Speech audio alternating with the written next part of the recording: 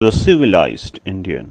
हाल ही में मैं एक मीडिया चैनल की जम्मू कश्मीर की रिपोर्टिंग देख रहा था। वो वहाँ अपने ग्राउंड रिपोर्टर्स भेज रहे हैं और बता रहे हैं कि किस तरीके से 370 हटने के बाद से वहाँ पर फ़ज़ा अब रंगीन हो गई है, खुशहाल माहौल है और खुशनुमा मौसम है।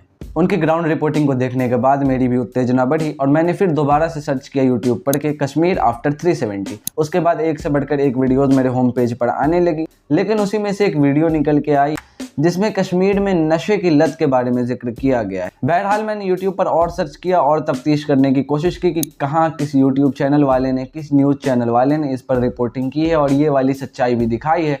पर अफसोस की बात है या खुशी की बात है, ये आप डिसाइड करें, लेकिन ऐसा कहीं भी नहीं मिला। एक आध वो पत्रकार जो अभी पत्रकारिता का झंडा उठाए हुए हैं उन्होंने इस पर बात करी है, लेकिन उसके अलावा बाकी सारी मेन स्ट्रीम मीडिया उस पर एक चूं तक नहीं कह पाई। उसके बारे में एक वीडियो छोटी सी ग्राउंड रिपोर्ट तक तैयार नहीं कर पाई। तो आज की वीडियो में उसी नशे की लत के बारे में बात करेंगे जो कश्मीर के युवाओं को बर्बाद कर रही है, कश्मीर को बर्बाद कर रही है। आपको कश्मीर की सही तस्वीर दिखाने के लिए लगातार ग्राउंड रिपोर्ट हम दिखा रहे हैं।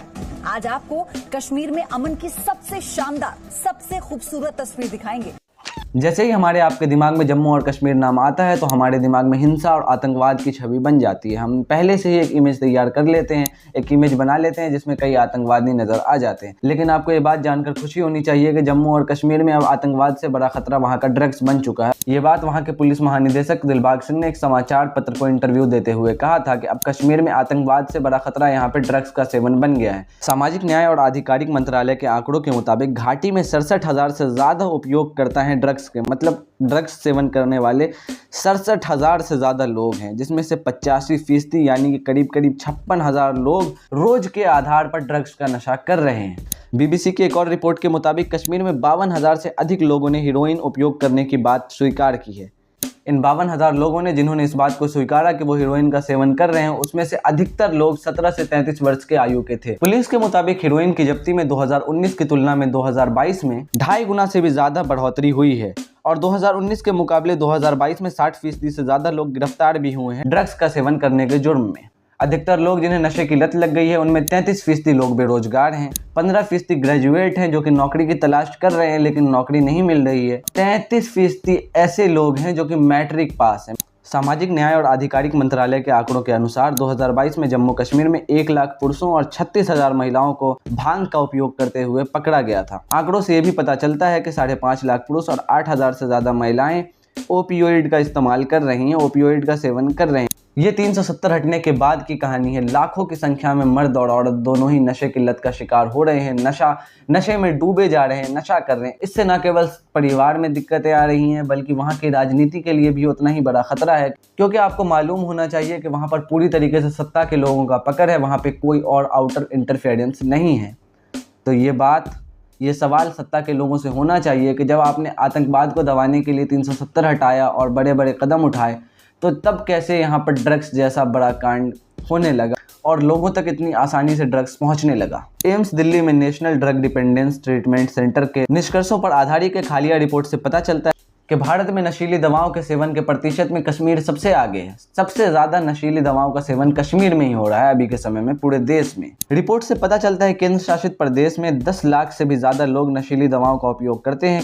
कश्मीर में नशीली दवाओं का उपयोग करने वाले लोगों में अधिकतर लोग बेरोजगार या फिर युवा हैं। साइकेट्रिस्ट और प्रोफेसर डॉक्टर यासिर कादरी कहते हैं कि एक दशक पहले महज 10 से 15 लोग आया करते थे ड्रग एडिक्शन के मामले में हॉस्पिटल में, लेकिन आज के टाइम पर ड्रग एडिक्शन के नाम पर रोज 150 से 200 नौजवान रोज आ रहे हैं ड्रग एडिक्शन के मामले को लेकर के। इंडियन एक्सप्रेस की एक रिपोर्ट के मुताबिक ड्रग्स का सारा मामला बेरोजगारी से शुरू होता है, फिर वहाँ कश्मीर की राजनीतिक उथल पुथल और उसके साथ साथ जो वहाँ के लोगों को अपॉर्चुनिटीज की कमी है, इस वजह से वहाँ पर ये ड्रग्स का खेल सारा चल रहा है।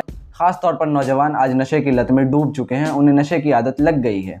अभी भी आप जब YouTube पर सर्च करेंगे कि कश्मीर आफ्टर 370 तो हाल में भी जो भी रिपोर्ट्स आएंगे उसमें भी बिल्कुल उसी बेशर्मी के साथ मीडिया आपको वो सारी खबरें दिखाएगी जो वो पहले दिखा रही थी खुशहाली की। वो इस बात को नहीं बताएगी कि वहाँ पर किस तरीके से ड्रग्स रैकेट चल रहा है और वहाँ के नौजवानों को बर्बाद किया जा रहा है। और इस पर साफ तौर से वहाँ की सरकार की यानी कि भारत सरकार की जिम्मेदारी बनती है कि वो इस पर कुछ कदम उठाए जा रहे हैं। उन हल्के फुल्के कदमों से कुछ होने वाला नहीं है, वहाँ पर शिकंजा धरने की ज़रूरत है। थोड़े मोड़े अरेस्ट करके या फिर ड्रग पेडलर्स को पकड़ के इस मामले का समाधान नहीं हो सकता है। इसके लिए कायदे से कानून लाना चाहिए।